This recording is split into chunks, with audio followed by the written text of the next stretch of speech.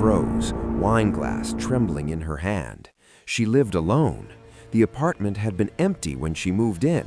She checked every room, every closet, every corner. Tap, tap, tap, louder this time.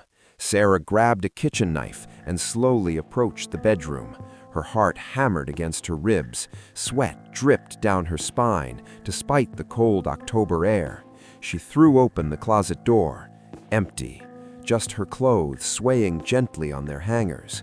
She laughed at herself, blamed the wine, blamed exhaustion for moving.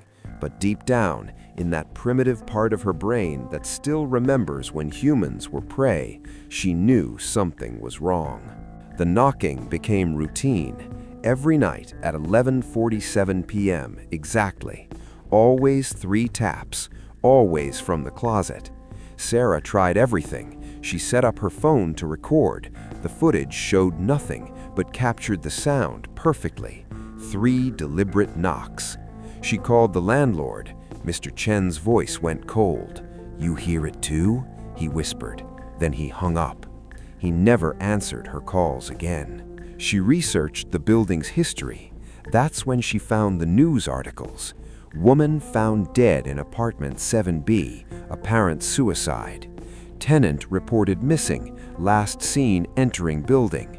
Third death at cursed building raises questions. All within the last 5 years, all in apartment 7B, all women living alone. But it was the detail in the oldest article that made Sarah's blood run ice cold. Police discovered the victim had installed a lock on the outside of her bedroom door days before her death. When asked, neighbors reported she seemed terrified of something in her apartment. Sarah looked at her own bedroom door, at the same rusty lock, the same desperate modification. That night, the knocking changed. It wasn't coming from the closet anymore. It was coming from under her bed. Sarah stopped sleeping in the bedroom. She dragged her mattress to the living room, kept every light on, and started sleeping with the kitchen knife under her pillow. But the presence followed her. She'd feel breath on her neck in the empty apartment, find her belongings moved, keys placed in the freezer, toothbrush on the ceiling fan, her laptop open to searches she never made. How to trap someone forever. Where do we go after death? She won't let me leave. The final straw came on night 15. Sarah awoke at 3 a.m. to find every door and window in the apartment wide open. The winter wind howled through, and standing in her bedroom doorway was a shadow. Not a shadow cast by something, but a shadow that existed on its own. Dense, solid, watching. She ran, didn't pack, didn't grab her phone, just ran down 7 flights of stairs and into the night, screaming.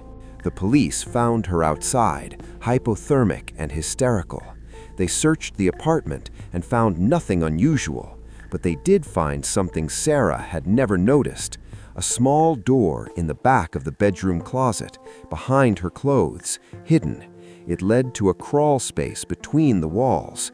Inside, they found blankets, food wrappers, a sleeping bag, and photographs. Hundreds of photographs of Sarah, sleeping, eating, showering, living her life, unaware she was never alone.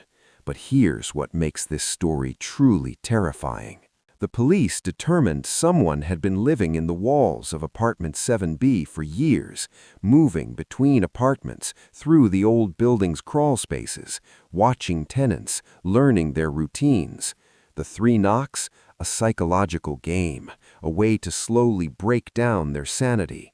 They never caught who it was. The crawl space connected to the building's basement, which had an exit to the street. Whoever had been living there disappeared the night Sarah ran. But that's not the worst part. When investigators examined the photographs more carefully, they noticed something in the backgrounds, in reflections, in shadows. There were 2 people in those walls, one taking the pictures and one standing behind the photographer, in every single shot, face obscured, body twisted at an impossible angle. Sarah was released from the hospital 3 days later. The building was condemned pending investigation. Mr. Chen had disappeared, his apartment cleaned out, no forwarding address. Sarah moved back home to Ohio, changed her number, deleted her social media, started therapy. But 6 months later, Sarah received a package at her parents' house, no return address. Inside was a single photograph. It showed her asleep in her childhood bedroom, taken 2 nights ago, and in the reflection of the window behind her, a shadow, dense, solid, watching. Apartment 7B was demolished last month. The entire building was torn down after 3 more tenants reported similar experiences. During demolition, workers found a network of tunnels and crawl spaces running through the walls, large enough for someone to move freely, to live hidden, to watch. They also found scratches, thousands of scratches on the inside of the walls, and words carved deep into the wooden beams. "I'm not alone. She sees me too. We're still here." Sarah still lives with her parents. She checks her closet every night, locks every door, sleeps with the lights on, because she knows what the police refuse to believe. Whatever was in those walls, it wasn't human. It couldn't have been. Because humans need food, humans need water, humans leave evidence. But shadows only need darkness. And every home has dark places. Every wall has spaces in between. Maybe that's why you feel watched sometimes, why you hear sounds in the night, why you wake up to find things moved, doors opened, a presence you can't quite explain. Because maybe, just maybe, you're not as alone as you think.